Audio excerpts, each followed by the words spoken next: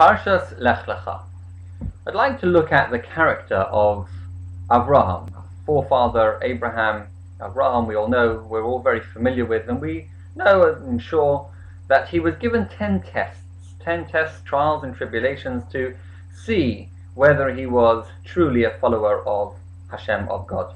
One of them we have at the beginning of this week's Hedra, and that is Lech Lecha me'artzecha u'mimoladetecha u'mibeis avicha. Hashem says to Abraham, to Avram, at this point he is Avram, not had his name changed yet, but we'll call him Avraham.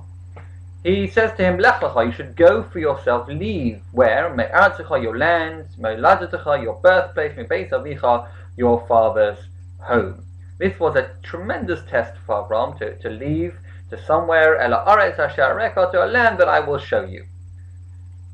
On the word Lech Lecha, to go for yourself, Rashi points out, because Lecha seems to be superfluous, go for you. What does it mean for you? Rashi says it was Lecha na'ascha u'letoivascha, for your own benefit and for your own good. Which begs the question, if it is for your own benefit and for your own good, what's the test? What test is there? If somebody says to you, if Hashem says to you, go and do something and I guarantee it'll be for your own good, there's no test in that. But the answer lies in how Avram was going to carry out this particular instruction. That is the test.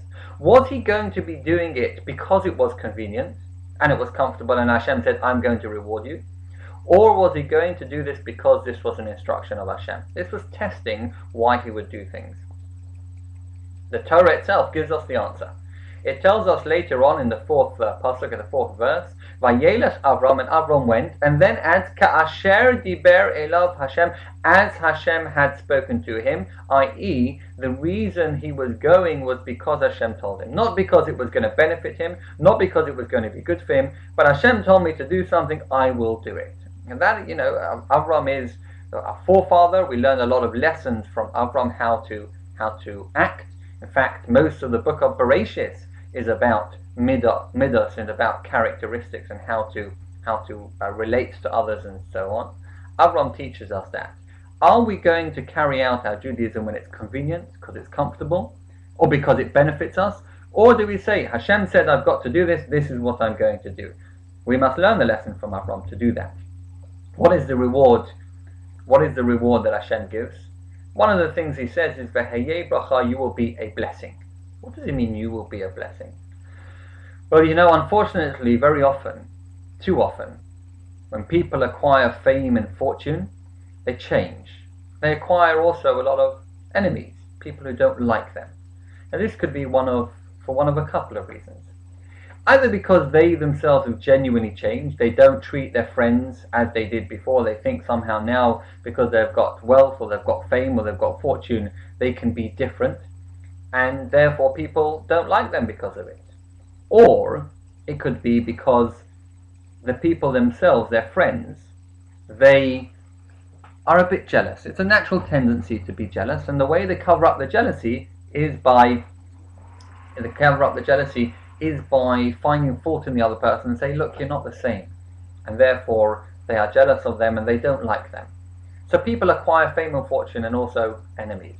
What Hashem is saying to Avram is that you're not going to be acquiring enemies. I know you will be a blessing unto others. The way you will use your fame and your fortune is by being a blessing unto other people. You will use your fame and fortune in order to ensure that people are more observant, and that's exactly what Avram does. He uses his fame and fortune to ensure that people come closer to Hashem. He uses his wealth to provide for people, welcoming guests, to give them meals, and that's exactly what he is. He is a blessing. And we need to ensure that we too use everything that we have and Hashem gives us, please God, it is fame and fortune, for the sake of Hashem and to benefit others, to be a blessing unto others with everything that we have. Hashem also tells him, when we're talking about blessing, Hashem says to him, Va'avarecha mavarechecha, I will bless those who bless you, u'makalelcha arar, and those who curse you I will curse. When you think about it, it's a little inconsistent, because it should have said either I will bless those who bless you and curse those who curse you, or those who bless you I will bless, those who curse you I will curse. But instead, when it talks about the blessing, it says, I will bless those who bless you. When it talks about the curse, it says, those who curse you, I will curse. And the reason for this is very profound and very beautiful. We have a principle. Machshava tova, HaKadosh Baruch Hu metzarfa l'maisa. If we have a good thought, but don't perform the deed itself, Hashem says, I am going to consider it as if you had performed the deed and give you the reward. If we have a bad thought, then Hashem says, until you perform the action, I'm not going to punish you. And this is the idea that is over here. Hashem is saying to Avram, those who think about it, even before they have blessed you, I will bless those who bless you. Even before they have blessed you, I will bless them, only because they even think about blessing you. But when it comes to cursing, it's only when they curse you, I will curse. That's why it says it in that order. Those who curse you, I will curse. That is the idea that's being given here. I should qualify that by saying, just that we're clear, that it's only Hashem only gives us the reward if it was beyond our control. If circumstances beyond our control dictated that we weren't able to carry out our good intentions. Because otherwise, we'll have a situation where everybody walks around having the best intentions in the world. I'm a Jew at heart, I'm a Jew in my mind, but we don't keep anything. That's not the idea. We won't get reward for that.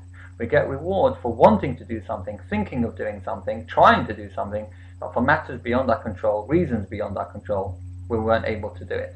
And that is what Hashem is saying. And that's a very beautiful thing to take on board, that we can try and try, even if we didn't manage, if it was genuine, our attempts were genuine, our intentions were genuine, Hashem will give us reward for that as well.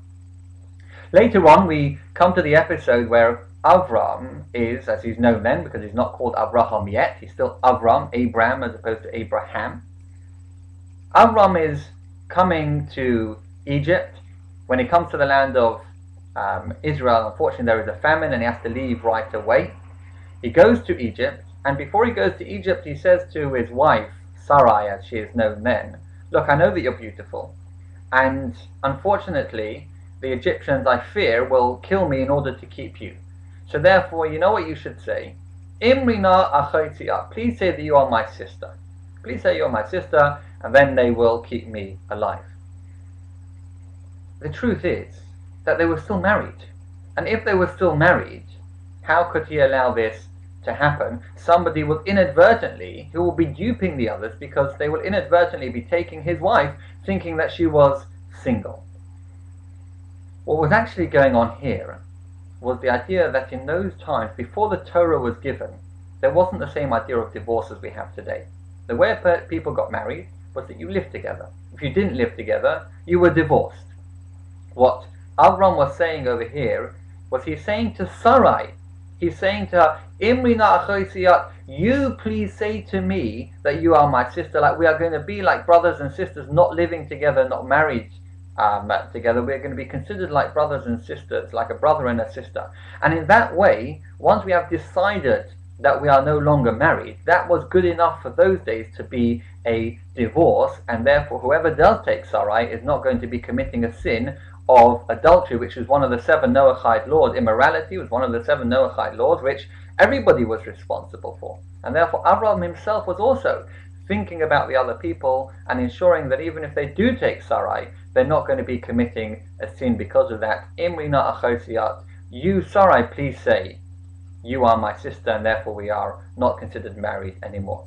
So we have lots of powerful lessons that we learn from Abraham, from Avraham, as he's later known. And one of the things that we need to take on board is to be a blessing onto others, to use our fame and fortune, to think about others. You can see how much Avram thought about others, the kindness that he had for others. We need to learn the lessons from Avram to take this on board and make, of course, as Avram did, make this world into a better place. I wish you good Shabbos.